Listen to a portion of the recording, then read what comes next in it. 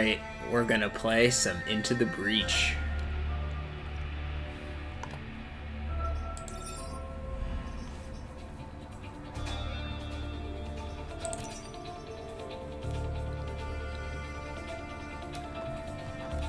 So I have been playing this for a little bit, trying to decide when I'm going to actually record some.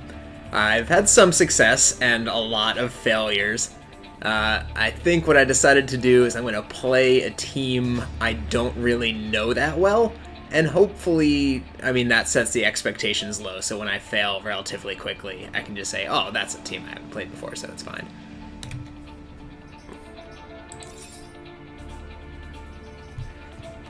So this team is kind of interesting.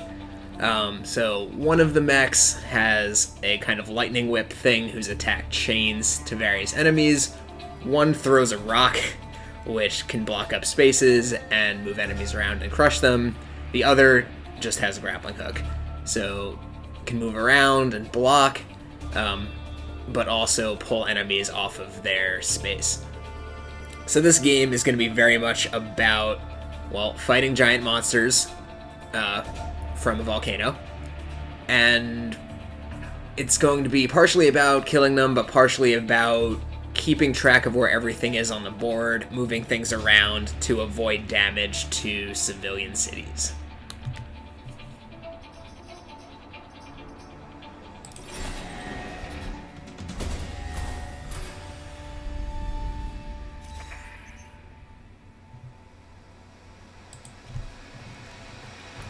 So I've played far enough to unlock all of the islands. I'm going to do the one on the bottom right. The corporate overlord of that particular island I think is the most charming. Also, the island's theme is recycling, which, recycling's pretty good.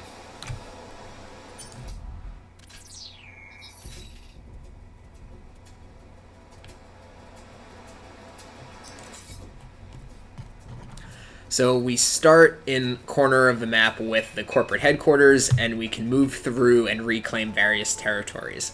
Once you claim 5, you are shunted immediately to the island's mini-boss. So you notice right away I have the choice between 2 territories, one of which has a star, so a bonus objective. The other has 2 bonus objectives and a power grid point. So the power grid is up near the top of the screen. I start with 5 out of 7. If that goes to 0, I get game over. So getting extra points refilling that gauge is potentially really helpful. But the missions with multiple objectives are much harder.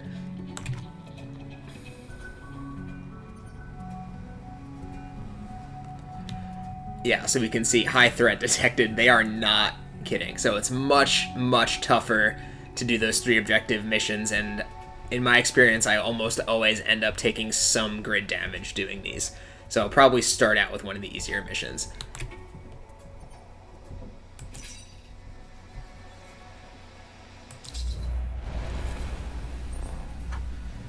Alright, so this is our chessboard. We've got 3 enemies on the field. I can mouse over them to see a little bit about them in terms of how much they can move, what their attack would be. I can also use control to see some extra details about the enemy. So for example, this guy will not attack me directly, but as long as he's alive, all of the other monsters get bonus passive stats. In this case, they explode, damaging everything they're nearby when they die. So taking this one out is going to be a bit of a priority. You also notice he's flying, so various environmental hazards like water or acid will be fatal, but if it's a flying enemy, then knocking them into water makes no difference. So the first thing I'm going to do is lay my parts down on the board. So I've got my 3 mechs. So not a huge number of spaces to set out. So put the rock mech in the back because he kind of acts like artillery and can throw his rock a fair bit.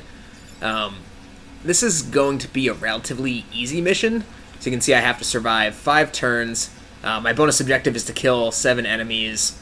This one's got some conveyor belts, which means at the beginning of every turn, they shunt something along in the direction of the conveyor belt. You can see they lead you into acid. Also, my goal is going to be to protect these cities. You can see they all have little lightning bolt icons in front of them. If they take a hit, then that's how much grid damage I'll take. So for instance, this city can take 1. This city, if it takes 2 damage, I will lose 2 grid power before that city is destroyed. Some of my cities here have shields, meaning they can take a free hit. So that's part of what makes this mission one of the easier ones.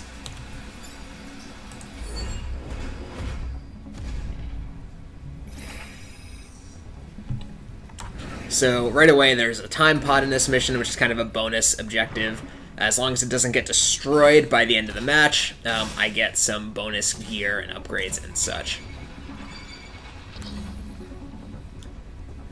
Alright, so we can see they've all moved and their attacks are planned for next turn. So I guess because I'm a time traveler, I can see what their moves are going to be, and they are committed to those moves. So that Mantis will attack to his left.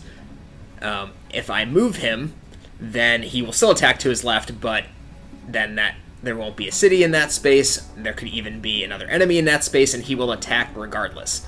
So goal number 1 is to wipe these guys out, especially with my bonus objective, but it's sufficient just to move them around and keep them from doing damage.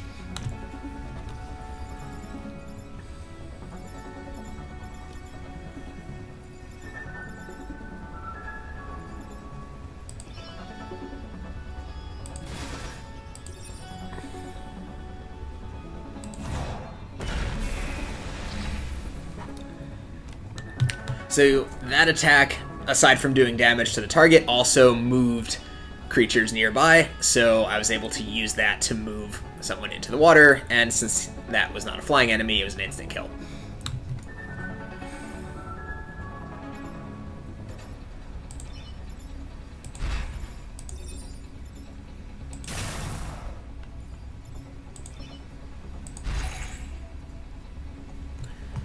Alright, so a pretty easy first turn.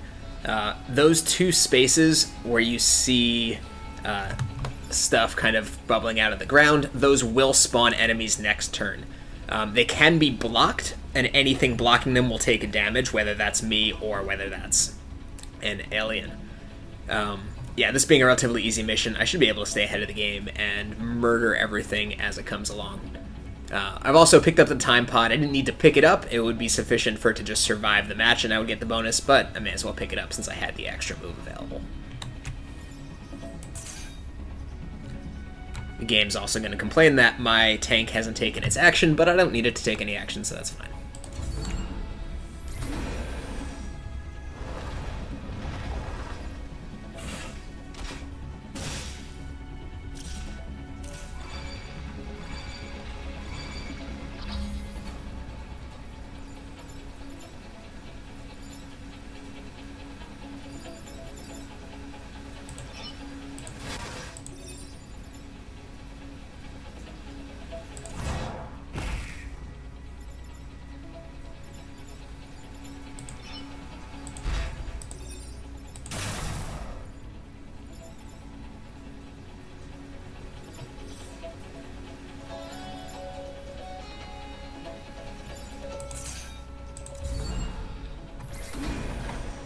Alright, so I'm going to take some mech damage. Oh, actually, I forgot. That guy has armor, so I didn't even take damage.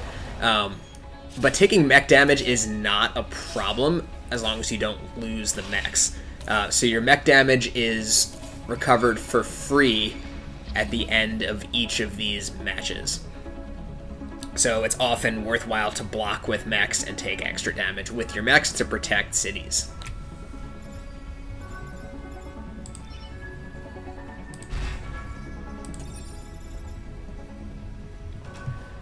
Alright, so this guy's ability is his attack chains through to multiple enemies, which is pretty awesome when you get enemies that cluster up like this.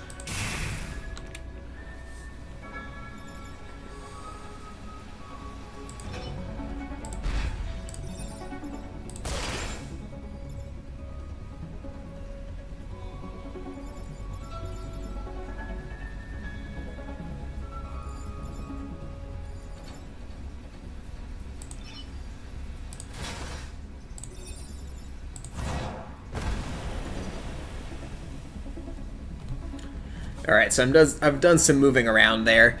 So this guy will take 1 damage when his friend pops up underneath him. That will also prevent that enemy from spawning for 1 turn.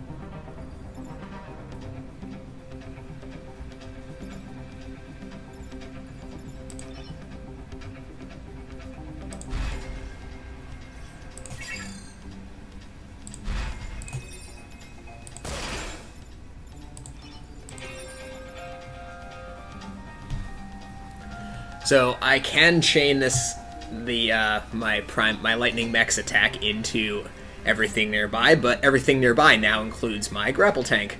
So that'll take some damage from this attack, but again, that's typically fine. As long as you don't lose the mech by the end of the match, mech damage does not matter.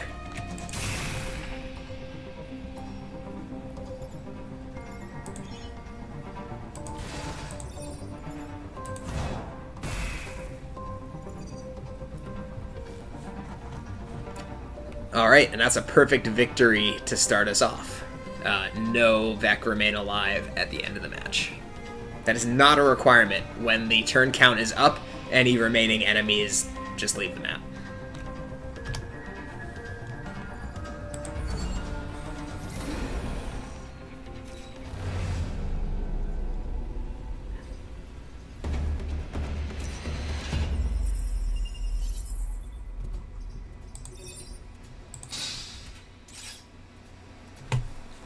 Alright, so I got a reactor core from my bonus pot, so this will let me upgrade my mechs or my weapons. Let's take a look at that.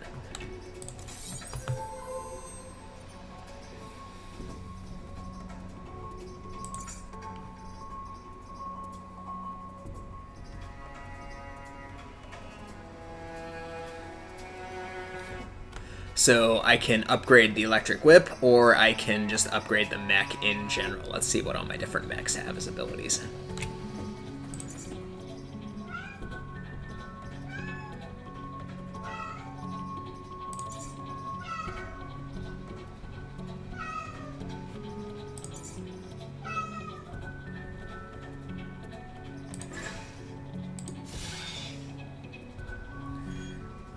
Alright, so I went for chaining my electric whip through buildings. That way, if I'm near an environment that's under attack from multiple directions, I can hit things on the far side of buildings without causing damage to the civilian structures. So that seems like a pretty cool thing.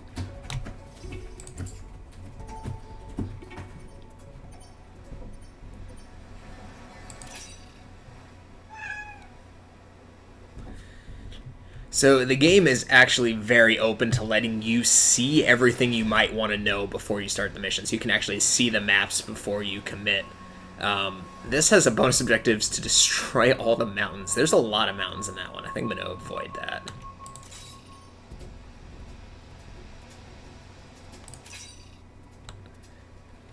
Okay, this is a really tough one, but it has a little cluster of buildings in the middle, so I'm hoping I can use my chain shot through buildings to good effect, though I have to be careful not to take too much mech damage.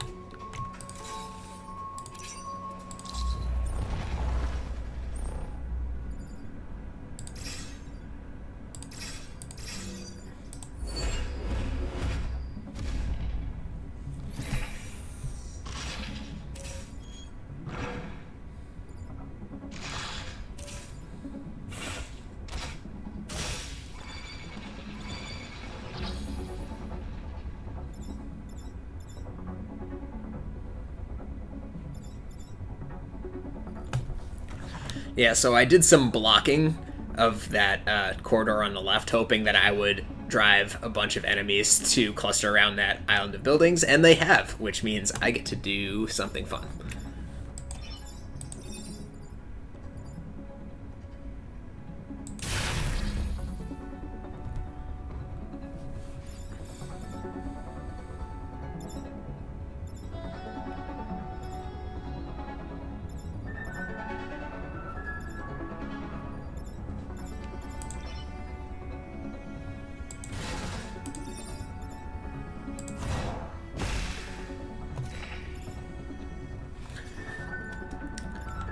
Alright, so my tank is webbed and would take 2 damage from this little mantis, which is kind of a pain. It wouldn't be the end of the world, but the webbing keeps me from moving typically, but since this is my grapple tank, I should be able to grapple onto, say, like this mountain or this city and move myself out of the way.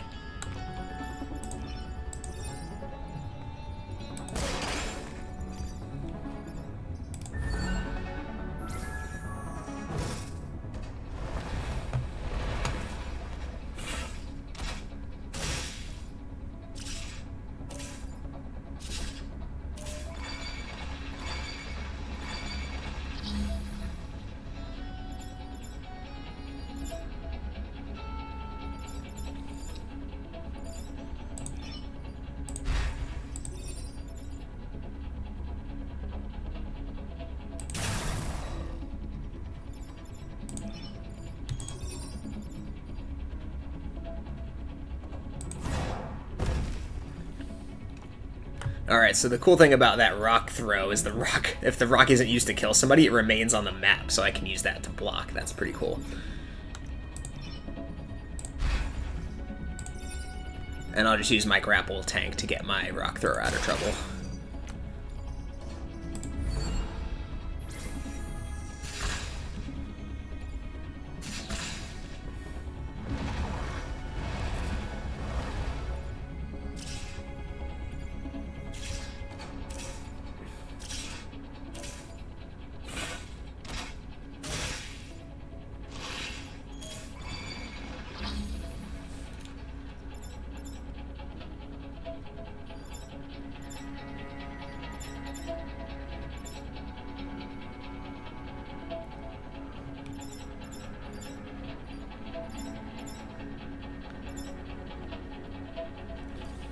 Alright, so you can see how quickly this adds up to a lot going on.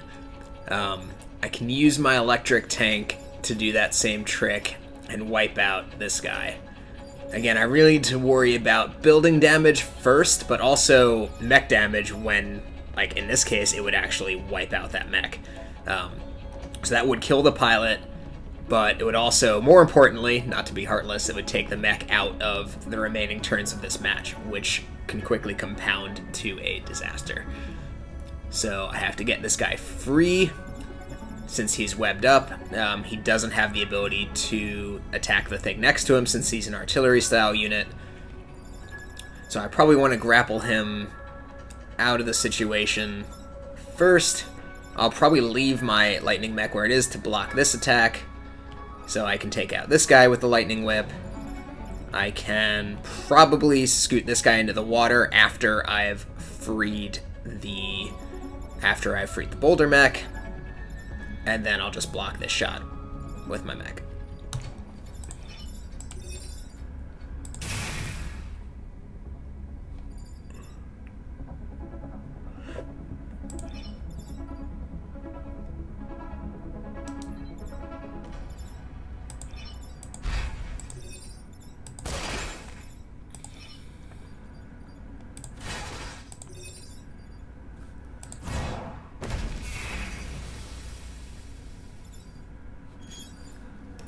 Alright, pretty happy with that. I'm going to take 1 point of mech damage, but that's it.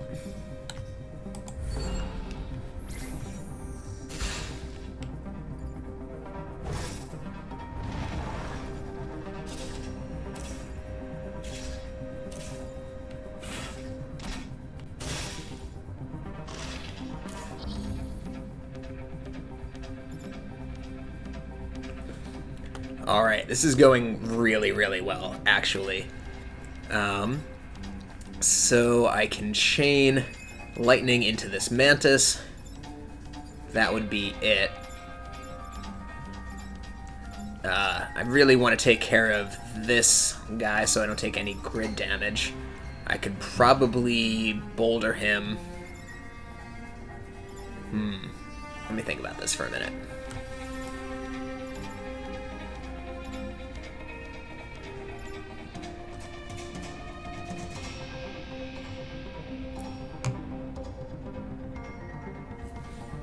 Okay, so I'm going to try to be fancy, which is if I shoot a boulder here, That will knock this guy over to the city, so he can be chained in with my lightning.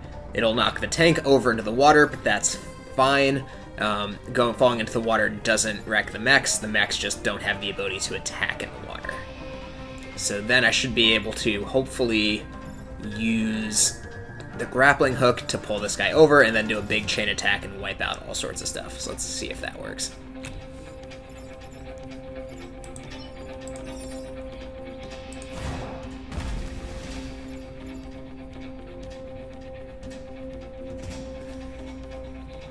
Okay, so that is not going to work because my grapple tank can't actually get to a point where he can pull this guy over. So I'm actually going to use my reset turn. So once per battle, you can reset the turn to the beginning of the turn and try again. There are some special abilities that let you do this more than once, but for the most part, it's a one-shot deal.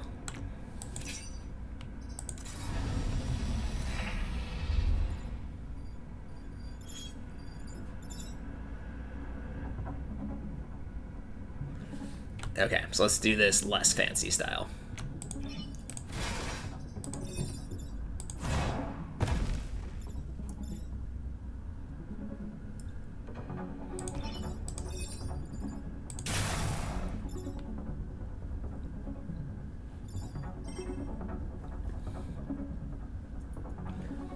So you can also see what order the attacks are going to happen in. That's potentially really useful for if you want enemies to attack each other. I can actually set that up now, but I'm still going to take a hit on my grapple tank.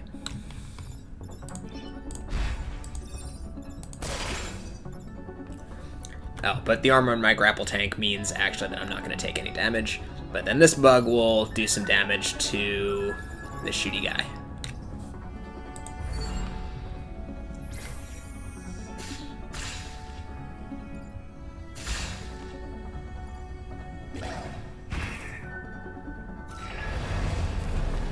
Alright, and yeah, being a harder mission, I did not manage to wipe them all out, but I still get my bonuses, and I've maxed out my grid, which is really nice.